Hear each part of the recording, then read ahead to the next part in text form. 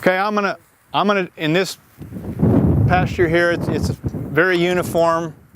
It's got a lot of forage. There's not a lot of variability. I'm just estimating I could probably throw 5 or 10 frames right here on this range site, maybe from here to that hill over there, and I'd have a pretty good idea of what's out here. So 8, 9, 10, I throw my frame, and again, there's probably 40% bare ground in this frame, which you cannot see over there looking across this pasture. You have to get on top of it. So we'll make an estimate there.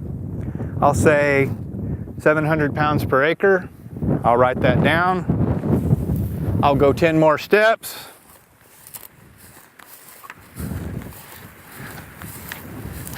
I'll throw.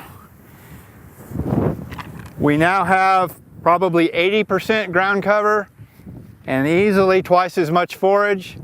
So I'm going to say 1,400 pounds per acre on this frame. I'm going to write it down. And so that's how we do it with a frame. If we don't have a frame or we don't want to do that, I like to tell people to stop, look down at their feet, and make an estimate of what's there.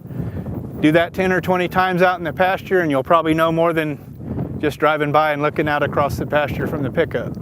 A lot of times when we throw a frame, not here, but in many places, we're going to have weeds and forbs that are in that frame. We don't count those. We don't count, even though cattle will eat some of those weeds and forbs, most of them are annual plants. They don't really help soak up the rain much. So we only count grass, okay? And we're going to only estimate to a height that a cow could graze, which is about 2 inches above the ground.